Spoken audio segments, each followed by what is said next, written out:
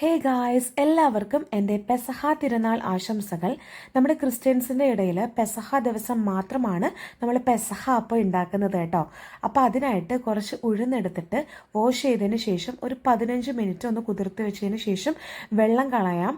ഇനി നമുക്ക് തേങ്ങ നന്നായിട്ടൊന്ന് ചിരകിയെടുക്കാം കേട്ടോ. ഇനി നമുക്ക് വേണ്ടത് ജീരകവും വെളുത്തുള്ളിയും ചെറിയ ഉള്ളിയാണ്. ഇതിലേക്ക് നമ്മൾ എടുക്കുന്നത് ഇടിയപ്പത്തിൻ്റെ മാവാണ് കേട്ടോ. ആദ്യമായിട്ട് നമുക്ക് മിക്സറിൽ നമ്മുടെ ഉഴുന്ന് എടുത്തു വെച്ചിരിക്കുന്നത് നമുക്ക് ഒന്ന് അരച്ചെടുക്കാം വെള്ളം ചേർത്തിട്ട്. അതിനുശേഷമാണ് നമ്മൾ 1 കപ്പ് അരിമാവ് ഇട്ട് കൊടുത്തതിന് ശേഷം ഉള്ളിയും വെളുത്തുള്ളിയും ജീരകവും ഇതിലേക്ക് ഇട്ട് കൊടുത്തിട്ട് വെള്ളം കൂടി ഒഴിച്ച് നന്നായിട്ട് ഒന്ന് മിക്സ് ചെയ്തെടുക്കാം കേട്ടോ. അതിനുശേഷമാണ് നമ്മൾ ഇതൊന്ന് അരച്ചെടുക്കുന്നത്.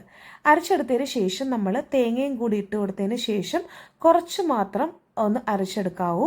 അതിനുശേഷം ഈ ഒരു ബാറ്റർ നമ്മൾ ഒഴിച്ചു കൊടുക്കുന്നത് ഒരു ബൗളിൽ കുറച്ച് ഉപ്പിട്ടിട്ടാണ് അതിലേക്ക് ഒഴിച്ചു കൊടുക്കുന്നത്. എന്നിട്ട് നമുക്ക് നന്നായിട്ട് ഒന്ന് മിക്സ് ചെയ്ത് ഇനി നമുക്ക് ഈ ഒരു മാവ് സ്റ്റീം ചെയ്തെടുക്കാം. പാത്രത്തിൽ കുറച്ച് ഓയിൽ ഒന്ന് നന്നായിട്ട് സ്പ്രെഡ് ചെയ്തതിന് ശേഷം നമുക്ക് ഇഡലി തട്ടിൽ വെച്ചതിന് ശേഷം നമുക്ക് അതിലേക്ക് മാവ് ഒഴിച്ചു കൊടുക്കാം കേട്ടോ. ഇനി നമുക്ക് ഒരു 15 മിനിറ്റ് നമ്മളൊന്ന് സ്റ്റീം ചെയ്തെടുത്താൽ നമ്മുടെ പെസഹ അപ്പം റെഡി ആയിട്ടുണ്ട്. ഇത് നമ്മുടെ പെസഹായ്ക്ക് വേണ്ടിയിട്ടുള്ള പാലിന് വേണ്ടിയിട്ട് നമ്മൾ അരിപ്പൊടി വെള്ളത്തിൽ ഒന്ന് കുറുക്കി വെച്ചതാണ് കേട്ടോ. ആ ഒരു സമയത്ത് നമ്മുടെ പെസഹ അപ്പം റെഡി ആയിട്ടുണ്ട്. ശർക്കര പാനിയിലേക്ക് നമുക്ക് 2-ാം പാല് 1 കപ്പ് ആഡ് ചെയ്ത് കൊടുത്തതിന് ശേഷം ഏലക്ക ഇട്ട് കൊടുക്കാം കേട്ടോ. ചുക്കിൻ്റെ പൊടി ഇട്ട് കൊടുക്കാം. എൻ്റെ കയ്യിൽ അത് ഉണ്ടായിരുന്നില്ല. പിന്നീട് നമ്മൾ അരിപ്പൊടിയും വെള്ളവും കൂടി കലക്കിയതും കൂടി ഒഴിച്ചു കൊടുക്കാം.